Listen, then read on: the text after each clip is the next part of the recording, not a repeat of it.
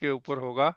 और ये बड़ा इंटरेस्टिंग होगा, और इसको आप जितना ध्यान से सुनेंगे उतना ही ये आपके लिए ज्यादा कॉम्प्लिकेटेड होता जाएगा। तो इसको सहज भाव से ही सुनना। अगर ज्यादा डेप्थ में जाके सुना तो अभी से ही लोटपोट हो जाओगे। तो मैं पहले ही आपको वार्निंग दे देता हूँ। तो मेरी प्रार्थना है अभी ब्रिज जी से कि इस शुभ कार्य का आरंभ करें, और उनको मैं पूरी सफलता की गुड विश देता हूँ। Brij ji. Thank you ji, thank you Bhim ji. और आपने अच्छा इंट्रोडक्शन जो है इस सब्जेक्ट का किया है। तो first of all let me just chant my शांति पाठ बिफोर आई स्टार्ट। ओम सहना भवतु, सहनौ भुनक्तु, सह वीर्यं करवावहै, तेजस्विनावधीतमस्तु मा विद्विषावहै। ओम शांति शांति शांति। हरि ओम तत्सत, हरि ओम तत्सत। चलिए जी, आपका फिर से एक बार स्वागत है इस सेशन में।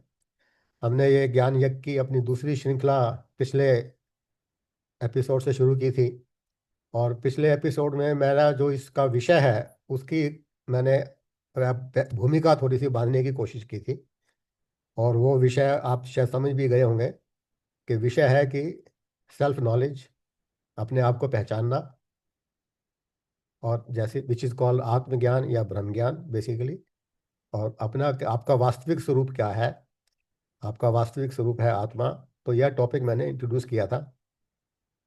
तो ये इस टॉपिक पर हम आगे बढ़ें इससे पहले जो है कि ये जानना जरूरी है कि इस टॉपिक के ऊपर हमारे शास्त्रों में हमारे कई मतलब इतने ग्रंथ हैं। वैसे तो अब कई लोग पूछते हैं कि हमारे यहाँ एक ग्रंथ नहीं है, इतने ग्रंथ हैं। बाकी जगह तो आप एक कुरान है या बाइबल है, उसमें सब कुछ दिया हुआ है। तो हिंदू जो हमारे सनातन धर्म के जो ग्रंथ हैं वो इतना वास्ट नॉलेज है। तो उसके बारे में और सबके सब they all talk about this subject only. आप सब्जेक्ट आपको आपको लगेगा कि बहुत ही छोटा सब्जेक्ट है, पर इसको समझना और इसको अनुभव करना इतना डिफिकल्ट है। इसलिए इतने ग्रंथ लिखे गए हैं और कई चीज़ें इसमें बार बार रिपीट भी की गई है। तो इसे ही जो ये ज्ञान है, first of all if you just see the ज्ञान जो है तीन प्रकार का होता है। Which is called knowledge. ज्ञान का मतलब knowledge.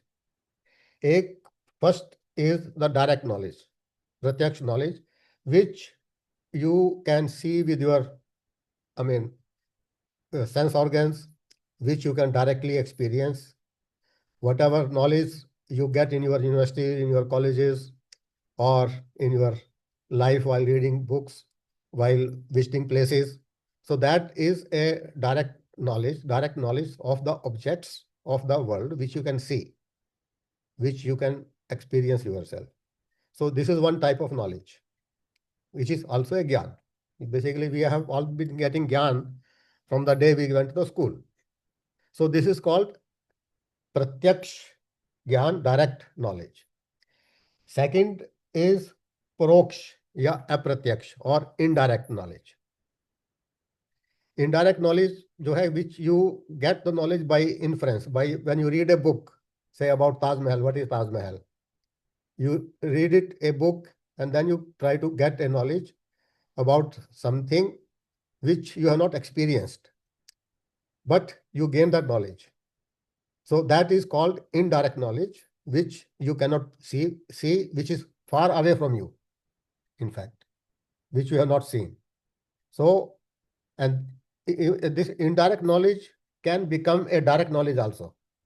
Like when you have read about any place like Paris or something, that is, and you read the books, you this thing, that's called indirect knowledge. But when you visit that place, you visit Paris, you see the Eiffel Tower, etc. So that becomes again a direct knowledge about that place. So indirect knowledge can also become a direct knowledge. The third type of knowledge is called अप्रोक्ष ज्ञान। अप्रोक्ष ज्ञान means transcendental जो ज्ञान है, जो basically हमारी इंद्रियों से परे है, जो बिल्कुल भी हमारी किसी भी इंद्रियों द्वारा, किसी भी अनुभव द्वारा हम उसको नहीं देख सकते। वो हमसे जो है कि बहुत ही दूर की वस्तु है, जिसके बारे में हमें कुछ पता नहीं है। और वह जो ज्ञान है जिसको हम अपरोक्ष ट्रांसेंडेंटल नॉलेज बोलते हैं, that knowledge is about your self. That's is basically the आत्मज्ञान, जो आत्मा के बारे में, मैं कौन हूँ, मैं कहाँ से आया हूँ, मुझे कहाँ जाना है, ये जो नॉलेज है, दिस इज कॉल्ड अप्रोक्ष नॉलेज। और इसको आप किसी भी साधन के द्वारा, अपनी इंद्रियों के द्वारा, अपनी बुद्धि के द्वारा आप इसको जान नहीं सकते। You have to only experience it, you have to only feel it. So that is called basically approach gyan, and we are talking here about this knowledge only. We are not talking of direct knowledge or indirect knowledge here about the objects. We are talking here about this transcendental knowledge. So it is not any intellectual concept. यह जो है हमारे शास्त्रों में, हमारे ग्रंथों में जो भी बताया गया है, इसको, उस साधना को, उस अनुशासन को फॉलो करने के बाद जो आपको अनुभव प्राप्त होता है, यह वह अनुभव है जो जिसको हम अपरोक्ष ज्ञान बोलते हैं। और जब भी आपको ज्ञान हो जाता है, when you get this knowledge, you become free from all the dukkhas. You become free from this cycle of birth and death. And this free from cycle of birth and death is called liberation, called mukti और मोक्ष। So basically, तो हम अब इस ज्ञान की का वर्णन करने जा रहे हैं कि ये अपरोक्ष ज्ञान, ये आत्मज्ञान क्या है। एंड इनफैक्ट व्हेन वी से दिस आत्मज्ञान, इनफैक्ट अल्टीमेट जो रियलिटी है, अल्टीमेट जो ट्रूथ है, वो यही है। आत्मा या ब्रह्म का जो ज्ञान है, यही एक अल्टीमेट ट्रुथ है। तो इसको हम जैसे कहते हैं कि सत्य भी जो है कि तीन प्रकार का है। Even the truth is also of three types. ये this is all written in our shastras. So I am not telling anything which is beyond these scriptures. Everything is written in our shastras. One is first type of truth is called प्रतिभाषिक सत्य, illusory truth, which appears to be true. जैसे कई बार अंधेरे में अगर कोई रस्सी पड़ी है, we mistake it as a samp, as a snake. So that is a illusory truth. और ये उदाहरण एक्चुअली हमारे उपनिषदों में बहुत बार दिया गया है कि आप एक रस्सी को जो एक सांप समझ लेते हैं, दैट इज ए प्रतिभाषिक सत्य और इल्यूजरी ट्रुथ। जहाँ पर आपको भ्रम हो जाता है वहाँ पर सांप होने का, वास्तव में सांप नहीं होता, पर आपको सांप के होने का भ्रम हो जाता है। तो that is called a illusory truth और प्रतिभाषिक सत्य। दूसरा है व्यवहारिक सत्य, दैट इज ट्रांजैक्शनल ट्रुथ और इंपीरिकल ट्रुथ, जो इस भ्रम को नकारता है कि जैसे अभी आपने, जो अंधेरा था आपने सोचा सांप है, अब जैसी रोशनी हो जाती है तो आपका वो भ्रम मिट जाता है। You come to know there was no snake, it was only a rope, and that is called transactional truth. तो आपको, हमें उसका एक रस्सी होने का कि यहाँ सांप नहीं है, आपको सांप कहीं नजर नहीं आता है। So that becomes a, so rope is a transactional reality in fact, because it negates the existence of snake. जो आपको भ्रम था, उस भ्रम को वो नेगेट करता है। That's why it becomes a empirical truth, it becomes a transactional reality. The third type of truth is called पारमार्थिक सत्य, the supreme reality. So again, in that knowledge, that transcendental knowledge, we are going to talk about this truth only, the third type of truth, Paramarthik Satya, which is the supreme reality, which negates both. It negates both the illusory truth as well as the transactional truth. ना तो वह रस्सी है और ना ही सांप है, सिर्फ ब्रह्म है, आत्मा है, सिर्फ ब्रह्म, आत्म तत्व है, सिर्फ ब्रह्म है। अब वही भीम जी कह रहे थे कि इसको, अभी आपने देखा कैसे ट्विस्ट आया है इसमें, तो बड़ा डिफिकल्ट है समझना। तो अल्टीमेटली जो ट्रूथ है, उसने आपकी जो इलेजरी ट्रूथ को भी नेगेट किया है और ट्रांजैक्शनल को भी ट्रूथ किया है। ना रस्सी है, ना ही सांप है, कुछ भी नहीं है, सिर्फ ब्रह्म है, सिर्फ आत्म तत्व है in this world. So that is called the पारमार्थिक सत्य, अल्टीमेट ट्रूथ। और इसी के लिए हम सब यहाँ, जो अभी मैंने जो दूसरी श्रृंखला शुरू की है, उसी के लिए शुरू की है। तो ये इसकी जो है कि मैंने थोड़ी सी भूमिका दिया आपको। अब थोड़ा सा, before we really take up this topic, because it's a very vast topic, and if I have to cover it will take many sessions. To tell you frankly, if you have to really go through one by one and understand it completely, it's so full of knowledge. So let me first tell you briefly कि हमारे जो शास्त्र हैं वो क्या हैं, कितने शास्त्र हैं, क्या क्या है हर एक में। जैसे अभी रमेश जी पूछ रहे थे कि आप कौन सा वाला उपनिषद लेने वाले हैं, तो हर उपनिषद को अगर आप पढ़ेंगे, I mean at least it is a, I mean lifetime course, तो इसलिए वेरी डिफिकल्ट। तो but I will try to give you a brief of each and every scriptures. I have not necessarily gone through each of them, to tell you frankly, very very difficult also, इतने श्लोक हैं उसमें।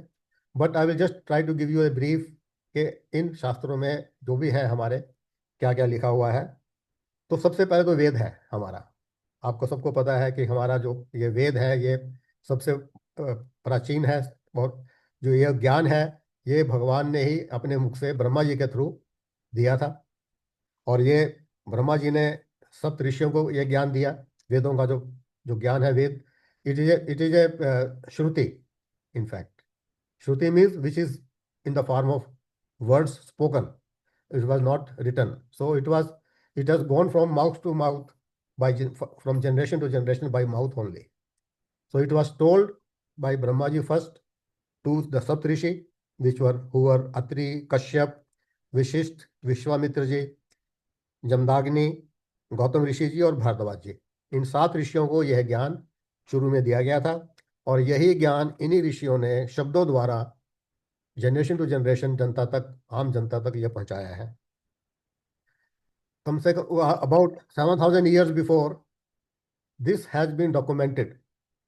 This उसको लिपिबद्ध किया गया है। It has been written, documented by Ved Maharshi Ved Vyas ji, who was again the incarnation of Lord Krishna, who took birth only to basically write all these Vedas. So it was documented by Maharishi Vedvyas just about 7,000 or 6,000 years ago. और इनको जो है कि 4 भागों में 4 वेद जो है कि बताए गए हैं। जैसे कि जो प्रथम जो 3 वेद हैं, उसमें को अग्नि, वायु और सूर्य को जो वो ऋषियों से जोड़ा गया है। अग्नि अग्नि जो है ज्ञान रूपी अंधकार को दूर करता है, इसलिए इसे ज्ञान का प्रतीक माना जाता है वेदों को। वायु चंचल है, बहती बहती रहती है, कहीं कभी कभी रुकती नहीं है, तो इसलिए यह मन का प्रतीक है। मन की वजह से ही आप कर्म करते हैं, तो ये कर्म का प्रतीक भी माना जाता है। तो इसलिए इसको जो है, ये जो वेदों में कर्म का भी वर्णन है। तो major portion of Veda will covering the karmas also. और फिर सूर्य जो है, सूर्य तो बहुत सबसे ज़्यादा तेज युक्त है, जिसकी हम उपासना भी करते हैं। तो वेदों में भगवान की उपासना के भी पद्धतियाँ दी गई हैं। तो दैट्स वाई इन 3 ऋषियों को ये जो है डेडिकेट किया गया है। और वेदों में जो मेन बातें जो जो बताई गई हैं, सबसे पहले मनुष्य के लिए 4 पुरुषार्थ बताए गए हैं। वो आपको पता ही है बेसिकली कि धर्म, अर्थ, काम और मोक्ष। धर्म कोई एक अलग से पुरुषार्थ नहीं है। धर्म सबसे पहले रखा गया है। तो जो अपने जो अगले पुरुषार्थ हैं, अर्थ और काम और मोक्ष, वो सब धर्म सबके साथ है कि you have to do all this purusharthas, artha, kama और मोक्षा, एज पर धर्म। तो धर्म जो है, धर्म क्या है, जो नैतिक मूल्यों को डिफाइन करता है। जो बेसिकली एक मनुष्य को अपने जीवन में जिन नैतिक मूल्यों का पालन करना चाहिए, उस जीवन चाहे वो किसी भी स्टेज में हो लाइफ की, सो उनको धर्म बोला गया है। नैतिक मूल्यों का पालन करना किस प्रकार है, उसको भी डिफाइन किया गया है पूरे वेदों में। तो जो दूसरा पुरुषार्थ है, अर्थ। अर्थ का मतलब होता है धन कमाना, धन बेसिकली। तो आपको अपने भरण पोषण के लिए, परिवार के भरण पोषण के लिए, देश के लिए, समाज के लिए, जो भी आपको कार्य करना है, अर्थ की है, भौतिक समृद्धि की खोज करनी है, आपको सबको सबको पालना है, किस चीज़ की कमी है, आपने इन्वेस्टिगेशन करना है या कुछ ना कुछ डिस्कवर करना है, ताकि समाज, प्रकृति से सब वो सब चीज़ें जो है कि मिल सकें। तो ये सब अर्थ पुरुषार्थ में आती हैं। This is part of at धन अर्जित करने के। तो ये सब के सब जहाँ इसमें आप सरकार, सरकार, देश, राष्ट्र या विश्व, सब कुछ इसमें शामिल हो जाता है। जो थर्ड पुरुषार्थ है वो है काम। काम का नॉर्मली हम अर्थ लेते हैं सेक्सुअल डिजायर, बट वेदांत के हिसाब से, वेदों के हिसाब से kama is basically your desires in life, whatever may it may be for anything. So जो एक काम का जो पुरुषार्थ है, आप जितने भी डिजायर्स हैं, you have to work for those desires, but in accordance with the injunctions given in the scriptures. और धर्म के हिसाब से आप अपनी इच्छाओं की पूर्ति कर सकते हैं। वो इच्छाओं की पूर्ति केवल इंद्रियों के सुख भोगने के लिए नहीं, बल्कि अपने आंतरिक आत्मिक सुख के लिए भी ये काम एक पुरुषार्थ बताया गया है और धर्म के अनुसार है। और चौथा है मोक्ष, जो से ये सबका अंतिम लक्ष्य, हम सबका, मानव का अंतिम लक्ष्य मोक्ष है। Liberation from all the dukhas, liberation from all the sorrows, liberation from, so that you can be out of the circle of birth and death. अगर आपका दोबारा जन्म होगा तो अगेन आप, you will be again in the cycle of सुख and दुख। तो इस तरह से ये चार पुरुषार्थ बताए गए हैं। और वेदों में चार आश्रम बतलाए गए हैं। और चार आश्रम, जैसे मैंने पिछली बार भी इसका जिक्र किया था, ब्रह्मचर्य आश्रम है, जो एक 25 साल की उम्र तक होता है, जो बेसिकली विद्या प्राप्त करने के लिए होता है। ब्रह्मचर्य का अर्थ सिर्फ ये नहीं है कि आप to refrain from all this thing, it is basically, brahmacharya means we have to control, have a control, मन को संयम में रखकर आपको विद्या प्राप्त करनी है। आपको अपने आप को एक विद्यार्थी के रूप में विद्या प्राप्त करनी है, और धर्म के बारे में जानना है, क्या जीवन जीने की कला है, इसके बारे में जानना है। तो ये ब्रह्मचर्य आश्रम जो है, ये पहला आश्रम है। दूसरा है आपका गृहस्थ आश्रम, जिसमें आपको शास्त्रों के अनुसार वहाँ गए दिए गए नियमों के आधार पर अपना जीवन का पालन करना होता है। अपने जीवन का भी, अपने बच्चों का भी, परिवार का भी, माता पिता का भी, और इवन समाज का भी। तो ये भी 25 वर्ष का है, 25 से लेकर 50 वर्ष तक का होता है। उसके बाद है वानप्रस्थ आश्रम। वानप्रस्थ जो है वो 50 से 75 साल की उम्र का होता है। इसमें रिटायरमेंट एज भी इसमें आ जाती है। रिटायरमेंट का अर्थ ये नहीं है कि आप बिल्कुल काम करना छोड़ दें, आप सेवानिवृत्ति हो गई आपकी। रिटायरमेंट का अर्थ है कि जो आप अपने अर्थ और कामों के लिए जो आप अपने जीवन व्यतीत कर रहे थे, उससे निवृत्ति है आपकी, कि आप, you are not spending your time for earning that wealth, और अपनी इच्छाओं की पूर्ति नहीं करनी है। सो दैट इज कॉल्ड वानप्रस्थ आश्रम। इसमें आपको अपने त्याग की भावना को सीखना है धीरे धीरे।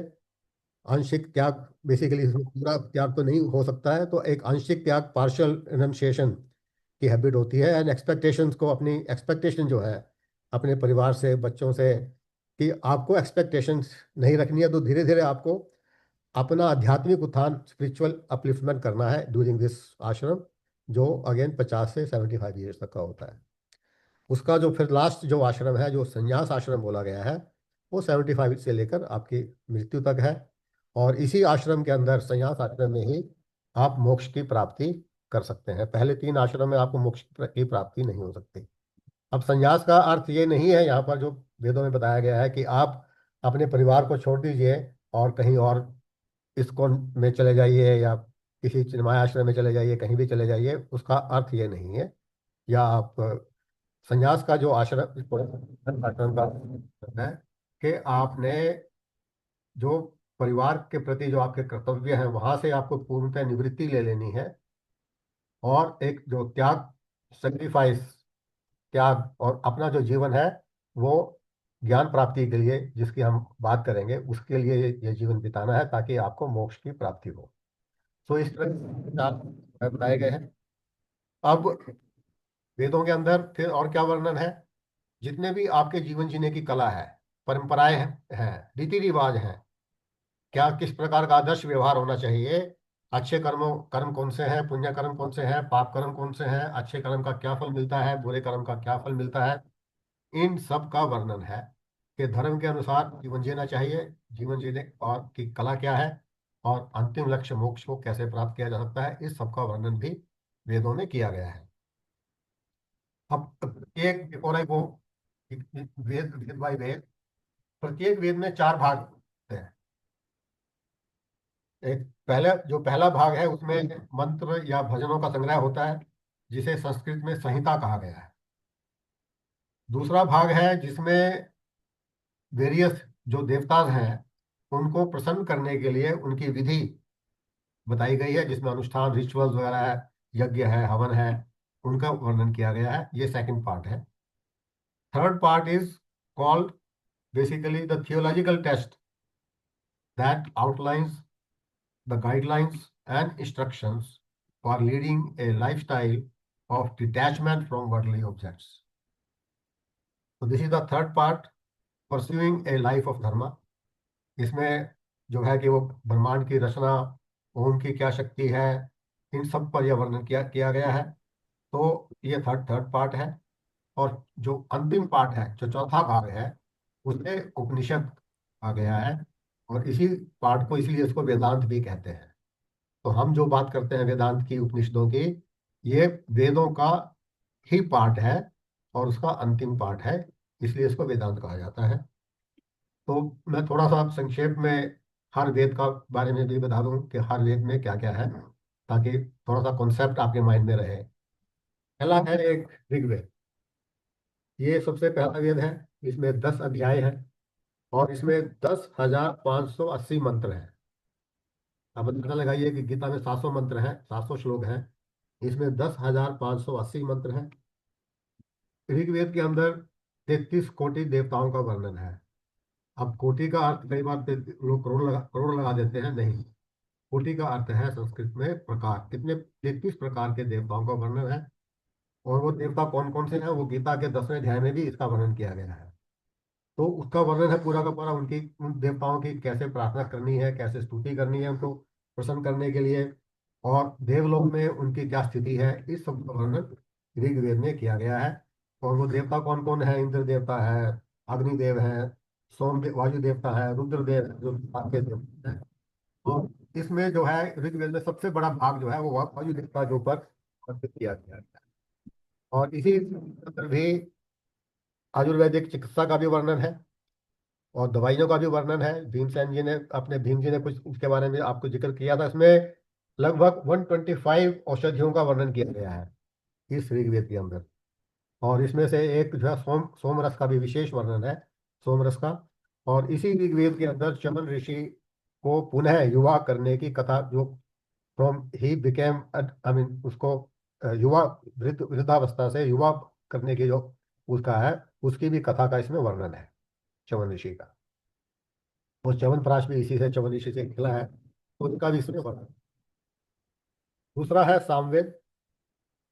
ये जो वेद है basically it presents the verses of Rigveda in a musical form,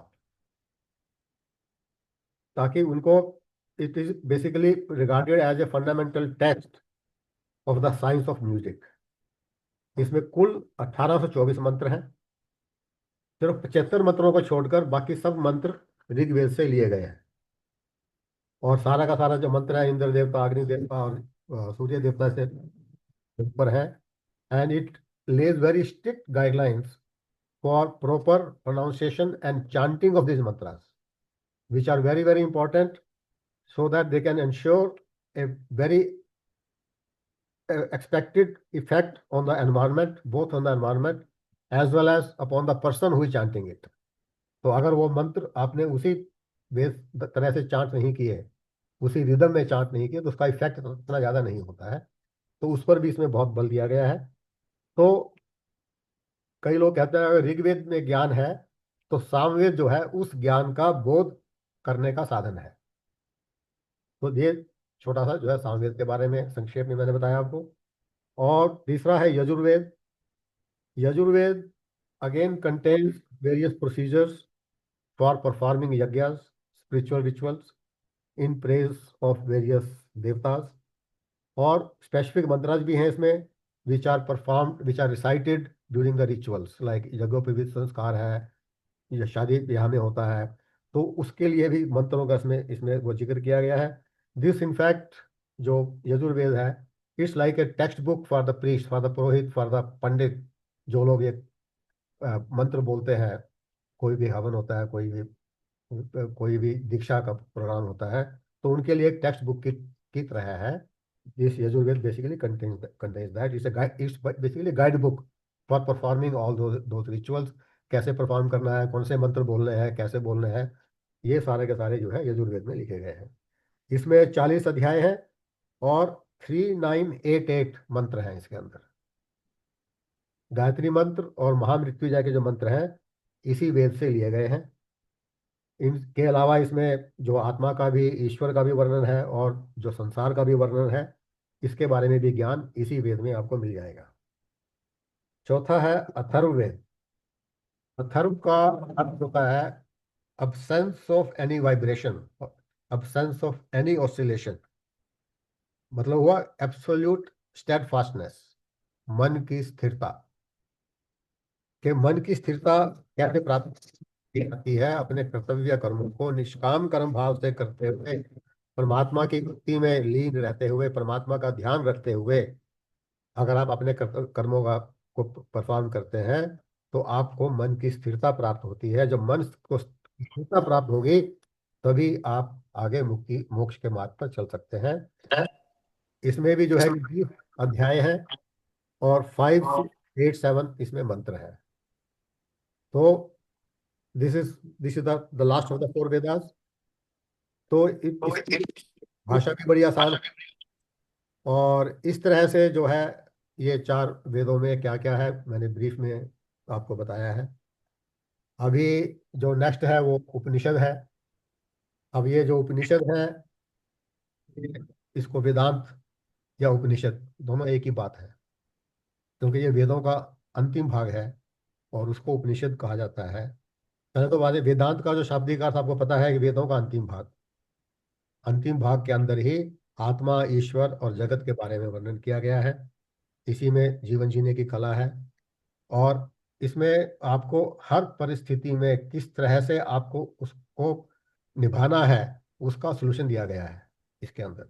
चाहे आप किस जीवन के किसी भी आश्रम में हो, आप गृहस्थ आश्रम में हो, ब्रह्मचर्य आश्रम में हो, या आप वानप्रस्थ आश्रम, किसी भी आश्रम में हो, किसी भी स्थिति में हो आप, even when earning your wealth और फुलफिलिंग योर डिजायर्स, इन सब सिचुएशन के अंदर क्या उसका सलूशन है, कैसे उसको निभाना है, क्या जीवन जीने की कला है, इन सब का वर्णन इन वेदांत में जो है कि वर्णन किया गया है। आप फैक्ट्री के अंदर काम कर रहे हैं, या आप घर में काम कर रहे हैं, आप पॉलिटिक्स के अंदर हैं, आप किसी भी फील्ड में हो, हर फील्ड के लिए, आप किसी भी देश में हो, ये नहीं कि सिर्फ ये हिंदुओं के लिए है, ये मानव जाति के लिए है, वो है।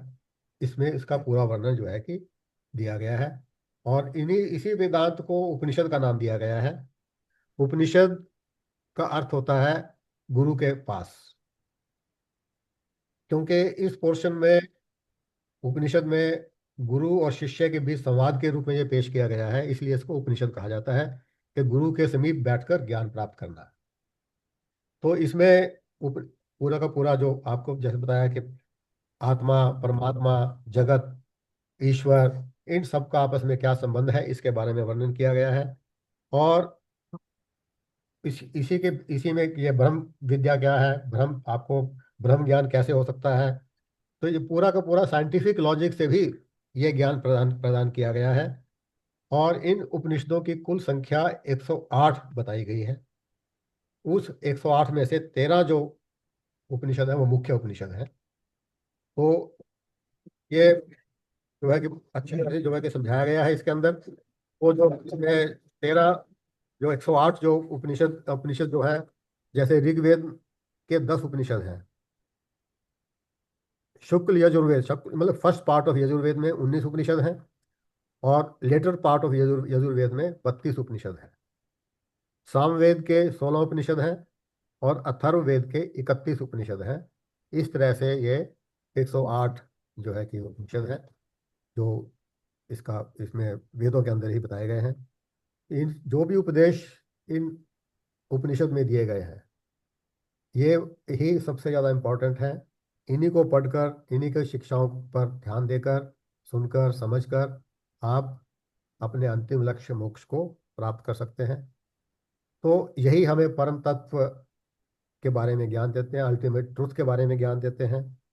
और इस बेसिकली वहां तक हमको कैसे पहुंचना है, ये उसको बोलते हैं उपनिषद, एक उसकी कुंजी है। इसे पता है, आजकल जब आप एग्जाम देते थे कुंजी एक मिलती थी किसी पूरे के पूरे उसके सब्जेक्ट की। तो इस तरह से उपनिषद जो है इस आत्मज्ञान प्राप्त करने की एक कुंजी है, कि जिसमें आपको सब कुछ मिलेगा। भगवान कहाँ हैं, कैसे रहते हैं, उनका उसको कैसे आप प्राप्त कर सकते हैं, आपके जीवन जीने की कला जैसे बताया वो सब कैसे हैं। तो ये एक तरह से आपके मन का दर्पण है। आप एक दर्पण में अपने चेहरा देख सकते हैं, अपना बाहरी शरीर देख सकते हैं, पर अपने मन को नहीं देख सकते। उपनिषद आपको अपने आंतरिक का दर्शन कराता है, अपने अंतर मन का दर्शन कराता है। आपको आपको पता चलता है कि मैं कितना ठीक हूँ, कितना गलत हूँ, क्या मेरे में बुराइयां हैं, क्या मेरे में अच्छाइयाँ हैं, क्या पुण्य काम है, क्या बुराई का काम है। तो इसलिए इसको एक आत्मदर्शन का दर्पण माना जाता है। तो इस तरह से जो है कि इसमें एक ब्रीफ में मैंने बताया आपको। तो बेसिकली ये जो उपनिषद है हमें असत्य से सत्य की ओर ले जाता है। इसलिए वो कहते हैं अस्तो माँ सदगमय है, तमसो माँ ज्योतिर्गमय है, मृत्यु माँ अमृतम गमय है। ये आपको मृत्यु से अमरता की ओर ले जाता है, असत्य से सत्य की ओर ले जाता है। तो इस प्रकार से ये 108 उपनिषद है। पर इसमें से जैसे मैंने कहा कि 13 उपनिषद सबसे मुख्य है। अब मैं वन बाय वन इस जो 13 उपनिषद हैं इनमें संक्षेप में हर उपनिषद में क्या है वो मैं बताने की आपको कोशिश करूंगा कुछ लाइनों के अंदर। उसमें आपको पता लग जाएगा कि हर उपनिषद में क्या क्या है। तो पहला एक उपनिषद है, वो है ईशा उपनिषद। ये सबसे छोटा उपनिषद है, इसमें केवल 18 मंत्र हैं। It teaches us the importance of perceiving the soul और atma within every living being, और unity of individual soul with the universal soul. आत्मा और परमात्मा में समानता, एकता, इसका वर्णन इसमें किया गया है। And it also advocates, it also tells you about karma yoga without attachment of to the fruits of action. कर्म करो पर कर्म के फल में आसक्ति मत रखो। ये नहीं कि कर्म करो फल की चिंता मत करो, ऐसा नहीं है। कर्म करो पर कर्म फल में आसक्ति, उससे उनसे अटैच मत हो जाओ। That's very important to understand. तो ये मैंने गीता में भी आपको बतलाया था कि कर्मण्येवाधिकारस्ते का अर्थ और माँ फलेषु कदाचन का अर्थ ये नहीं है कि कर्म करो, कर्म की फल की चिंता मत करो जैसे कि कई लोग बोलते हैं। कर्म फल में अपनी अटैचमेंट मत रखो। ये ईशा उपनिषद में भी इसका वर्णन किया गया है। और आपको लगे है गीता का ये जो कुछ श्लोक हैं इसमें इससे भी लिए गए हैं। दूसरा है उपनिषद, वो है केना उपनिषद, जिसमें अल्टीमेट नॉलेज के बारे में, सर्वोच्च ज्ञान के बारे में बताया गया है कि दैट जो अल्टीमेट पावर है in this universe is with Brahman, Brahma, supreme soul, परमात्मा। अब ब्रह्म परमात्मा ये सब पर्यायवाची शब्द हैं, पर थोड़ा बहुत अन्य अंतर है, वो भी हम आपको बतलाएंगे। So true understanding of basically Brahman, it is not possible through your sensory perception as I told. It's इसमें इस उपनिषद में बताया गया है कि getting this knowledge, the true getting this ब्रह्म ज्ञान is possible only through divine grace। भगवान की कृपा से ही यह ज्ञान आपको प्राप्त हो सकता है। ये आप इंटेलेक्चुअल से अगर आप सोचें कि मेरे को समझ में आ गया है, वो ज्ञान प्राप्ति नहीं है। भगवान की कृपा प्राप्त होगी, आप भगवान की भक्ति करेंगे, उसके बाद ही आपको ये ज्ञान की इसकी अनुभव होगा। थर्ड उपनिषद है Katha Upanishad, which is the path to immortality. इसमें नचिकेता और यम के बीच जो संवाद है, आप सबने इसकी कथा जरूर सुनी होगी, नचिकेता की और यम की। बहुत इंटरेस्टिंग कथा है। इसके इनके बीच में जो संवाद हुआ था ये पूरा का पूरा इस उपनिषद से में है। तो ये आपको आत्मा आत्मा अमर है, ये यमदेव उसको फिर वो परिचय देते हैं कि मृत्यु और जन्म मृत्यु के चक्कर का जो है कैसे चलता है। So basically it highlights the importance of choosing the path of spiritual truth and not material wealth. This is what how Nachiketa got that knowledge from Yama, because Yama found कि नचिकेता को उन्होंने बहुत कुछ को लालच देने की कोशिश करी, पर नचिकेता ने कुछ एक्सेप्ट नहीं किया। तो ये जो पूरी कथा है वो उसमें इस कठोपनिषद में दी गई है। चौथा है प्रश्न उपनिषद, बहुत इंपॉर्टेंट उपनिषद है ये।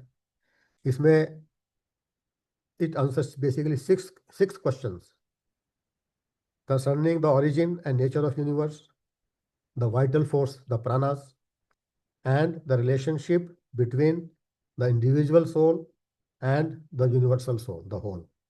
So basically, I will say it elucidates prana as the vital life force, which is the very essence of all life, and even including the Brahman, the cosmos, and the mutual interdependence of these two, of the gross world and the subtle world, the macrocosm and the microcosm, which is basically the पूरा ब्रह्मांड या एक individual व्यक्ति, उसके बारे में। सो macro and माइक्रोकॉस्म के बारे में ये बताता है, and the unity of life, Ekta between all this, इसके बारे में इसका प्रश्न उपनिषद में इसका वर्णन किया गया है। पांचवा है मुंडक उपनिषद। मुंडक उपनिषद में एक दो प्रकार के ज्ञान के स्तर बताए गए हैं। एक तो है उच्च ज्ञान, परा विद्या, जिसमें सर्वोच्च ब्रह्म का ज्ञान दिया गया है, और दूसरा है निम्न ज्ञान, मतलब अनात्मा के बारे में, संसार के बारे में, पदार्थों के बारे में। तो इस दोनों के बीच में अंतर को समाप्त करने की इसमें इसका भी ज्ञान दिया गया है कि इन दोनों के बीच में अंतर समाप्त करके आप कैसे मुक्ति की ओर बढ़ सकते हैं। तो इस प्रकार से अलग अलग हर उपनिषद में आपको दिखेगा कि हर उपनिषद में सब्जेक्ट चाहे वही है, पर उसका जो मेथड्स हैं वो अलग अलग बतलाए गए हैं। छठा है मांडुक्य उपनिषद। मांडुक्य उपनिषद में ओम की व्याख्या है, जो ओम सभी का इसका पूरे ब्रह्मांड का सार है बेसिकली, और ये भूतकाल, वर्तमान और भविष्य का प्रतिनिधित्व करता है। और ये जो हमारी जो प्रत्येक दिन में जो हमारी चार अवस्थाएं हैं, इनफैक्ट हमारी तीन अवस्थाएं होती हैं, waking state, dream state and deep sleep state. यहाँ पर एक चौथी अवस्था का भी वर्णन किया गया है, और वो चौथी अवस्था को बोलते हैं turiya state, which is called the पारलौकिक अवस्था। इन तीनों स्टेज से भी परे पारलौकिक अवस्था जो है, जब आदमी उस स्टेज में पहुंच जाता है, वो उस स्टेज तक पहुंचने के लिए आपको बड़ी साधना करनी पड़ती है। तो इस प्रकार से इन चार जो स्टेट्स हैं एक व्यक्ति के प्रत्येक दिन के जीवन की, उसका वर्णन है। सातवां है तैत्तिरीय उपनिषद। तैत्तिरीय उपनिषद में यह बताता है आपको कि आप ना तो ये शरीर है, ना आपके वो पंचकोश का भी वर्णन मैं करूंगा, ना तो आप पंचकोश हैं। तो इन सबसे परे आप कौन है, आपके आत्मा, आपका वास्तविक स्वरूप क्या है, आत्मा है, जैसे भीम जी ने शुरू में ही कहा था। ये सारा वर्णन जो है वो तैत्तिरीय उपनिषद में दिया गया है। देन आठवां है ऐतरेय उपनिषद। ऐतरेय उपनिषद में it describe the creation of the universe and the origin of humanity, and highlights के सब में आत्म तत्व मौजूद है। In every living being there is atma tattva, और यह भी कहा कि आत्मा ही आपकी वास्तविक पहचान है, इसको सिद्ध किया गया है बेसिकली। नौवां है छांदोग्य उपनिषद। इसमें ध्यान योग की जो एक प्रोसीजर है, और भक्ति का जो एक है, इसके ऊपर इसको में एम्फेसाइज किया गया है, भगवान की भक्ति और ध्यान योग में बैठना। और ये जो तत्त्वमसि जो एक महावाक्य है, जिसका वर्णन पूरी गीता में किया गया है, वो इसी उपनिषद से लिया गया है। 10वां है बृहदारण्यक उपनिषद। यह सबसे पुराना और सबसे बड़ा उपनिषद है। इसके अंदर actually the whole subject is described in various ways, various methods, पूरा from creation of the universe, how the birth takes place, how the body is formed, all this is explained in this Brihadaranyaka Upanishad. So it also discusses basically the death, rebirth, and what happens after the death. All this is explained in this. तो 11वां है श्वेताश्वर उपनिषद। श्वेताश्वर जो उपनिषद है वो again it basically takes you to the path of liberation, to the path of moksha. के everybody has to realize the soul within, and the soul within is nothing but एक small अंश of परमात्मा, एक परमात्मा का ही अंश है, और वही आत्मा हर एक में मौजूद है। तो ये जो ज्ञान है पूरा का पूरा श्वेताश्वर उपनिषद में दिया गया है। इसमें it will take you from basically dualism to non dualism. द्वैतवाद से आपको ये अद्वैतवाद की ओर ले जाता है, ये वाला उपनिषद है। And I hope you all understand what the meaning of from Dvaitwad to Advaitwad, from dualism to non-dualism. Maybe we can discuss it later, but this is all explained in this.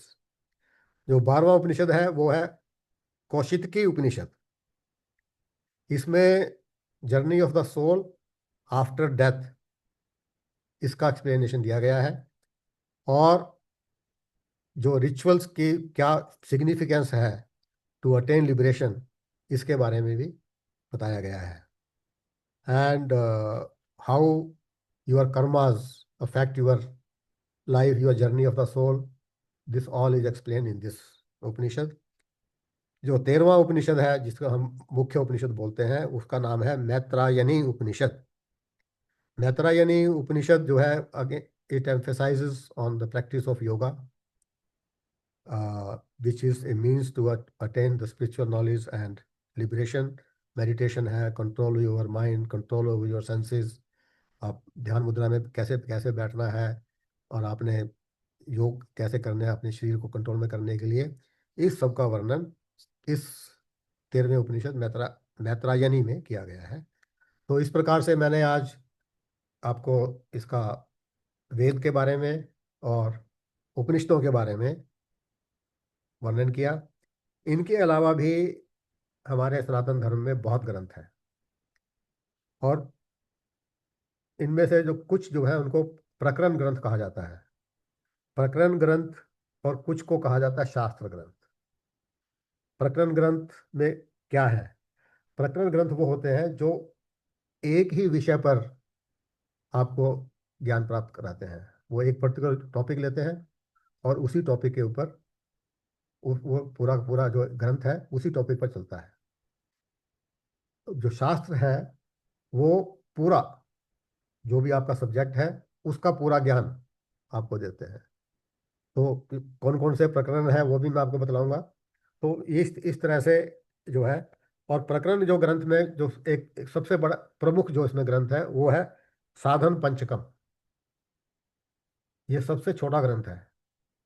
इसमें केवल 5 छंद हैं, और प्रत्येक छंद में 4 पंक्तियां हैं, और हर पंक्ति में 2 निर्देश दिए गए हैं जीवन जीने के लिए। जीवन जीने के आपके जो क्या साधन है मुक्ति प्राप्त करने के लिए, उन साधनों को साधन पंचकम कहा गया। 5 छंदों में सिर्फ 5 छंदों में 40 निर्देश दिए गए हैं।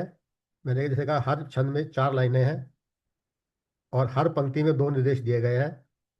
तो एक छंद में 8 निर्देश हो गए, इंटू 5 40।